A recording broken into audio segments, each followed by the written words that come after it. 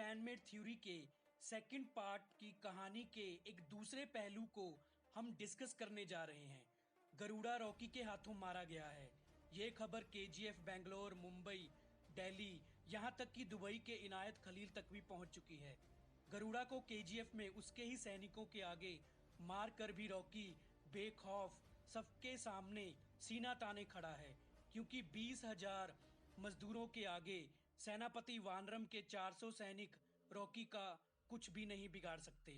उधर journalist Deepa Hegde एलराडो book के writer आनंद इनगालगी से पूछती है कि अब केजीएफ पर रॉकी कैसे राज करेगा, क्योंकि रॉकी के हाथों गरुड़ा को मरवाने वाला अधीरा अभी जिंदा है और एंड्रयू शेट्टी, राजेंद्र देसाई और गुरु पांड्या भी केजीएफ पर राज करने का सपना देख रहे हैं।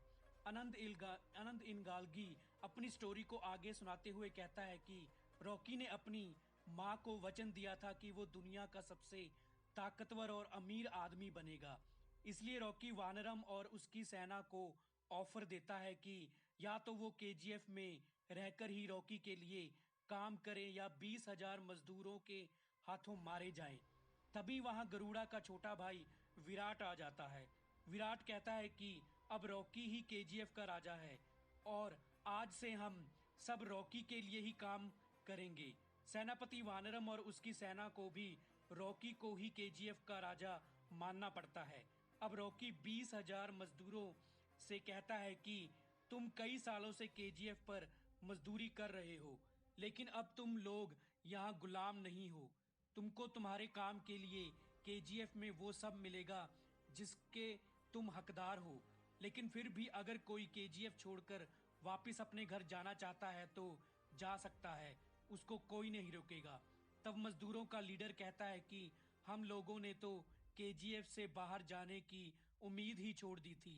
अब केजीएफ के बाहर भी हमारा घर नहीं है, अब केजीएफ ही हमारा घर है और रॉकी मजदूरों का मालिक है।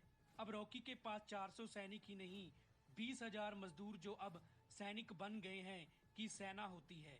रॉकी दुनिया का सबसे ताकतवर आदमी बन गया है। उधर अधीरा जो कई सालों से गरुड़ा को मारने की कोशिश कर रहा था, लेकिन अब गरुड़ा के मरते ही रॉकी ने केजीएफ पर कब्जा कर लिया है। इसलिए अधीरा अब रॉकी को मारना चाहता है। रॉकी एंड्रयू शेट्टी, राजेंद्र देसाई और गुरु पांड्यन को भी एक ऑफर देता है कि या तो वो रॉकी के लिए काम करे या रॉकी उन सबको मार देगा। अब क्योंकि रॉकी के चाहने वाले ज्यादा थे, इसलिए कोई भी रॉकी से दुश्मनी मोल नहीं लेना चाहता था। इसलिए एंड्रयू शेट्टी, राजेंद्र देसाई और गुरु पांड्या भी रॉकी के लिए ही काम करने लग जाते हैं। जो कोई भी रॉकी के खिलाफ खड़ा होता है, रॉकी उसको मार देता है। रॉकी ने केजीएफ का सोना बेचकर होने वाली कमाई को गरीबों में बांटना शुरू कर दिया था। एक दिन रॉकी रीना से मिलने बेंगलोर जाने वाला होता है, लेकिन रॉकी इसके बारे में किसी को नहीं बताता और रीना से मिलने बिना किसी सिक्योरिटी के अकेला ही चला जाता है। लेकिन रॉकी के रीना से मिलने बेंगलोर आने की खबर अधीरा को मिल जाती है। अधीरा रॉकी पर हमला करवा देता है। उस हमले में रॉकी मारा जाता है। अब ये खबर आग की तरह फैल जाती है कि रॉकी की कार बॉम्ब ब्लास्ट में मौत हो गई है। ये खबर सुनकर फिर से एक बार केजीएफ में कोहराम मच जाता है। रॉकी के मरते ही अधीरा केजीएफ पर कब्जा कर लेता है।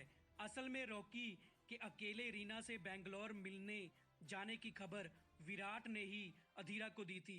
विराट कब से केजीएफ में रहकर इस मौके का इंतजार कर रहा था, लेकिन अधीरा और विराट ये नहीं जानते कि रॉकी को उनके इस प्लान के बारे में पहले से ही पता चल गया था। इसलिए रॉकी उस हमले में मरा नहीं, बच गया था।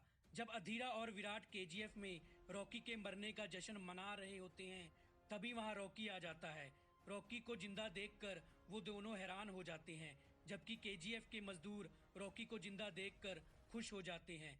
विराट और अधीरा केजीएफ से भागने की कोशिश करते हैं, लेकिन रॉकी विराट को पकड़ लेता है और मार देता है, लेकिन अधीरा केजीएफ से भाग जाता है। उधर रमिका सेन प्राइम मिनिस्टर बन जाती है।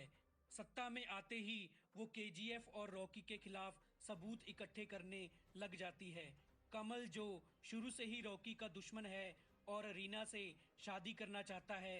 रमिका सेन को केजीएफ और रॉकी के राज के बारे में सब कुछ बता देता है। अधीरा जानता है कि रॉकी को अकेले नहीं मारा जा सकता, इसलिए अधीरा दुबई के इनायत खलील से इनायत खलील से कहता है कि रॉकी को मारने के लिए उनको एक प्लान बनाना होगा।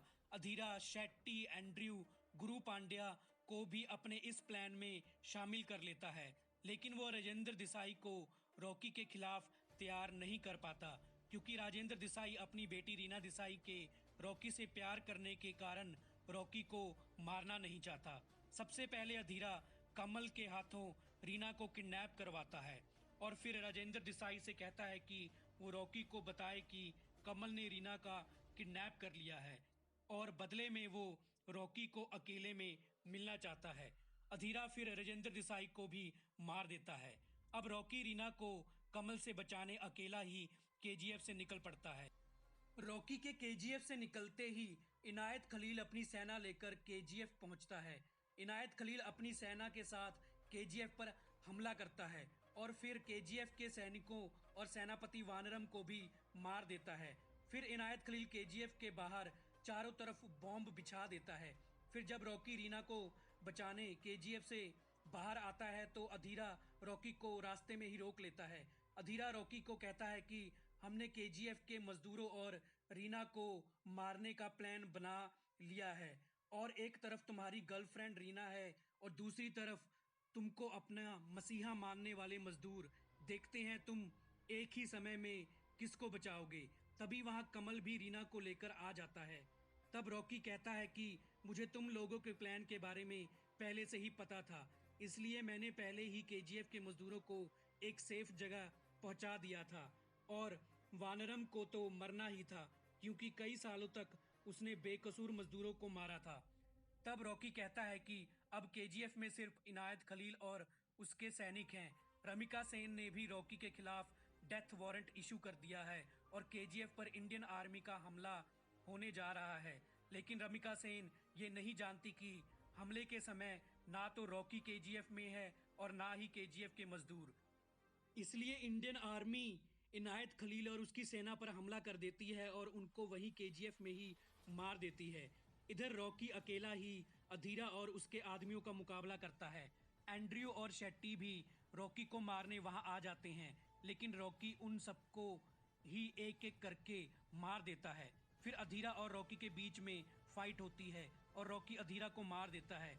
फिर रॉकी कमल को मारकर भी रीना को बचा लेता है। इसके बाद रॉकी रमिका सेन के आगे सरेंडर कर देता है और केजीएफ पर गवर्नमेंट का कब्जा हो जाता है।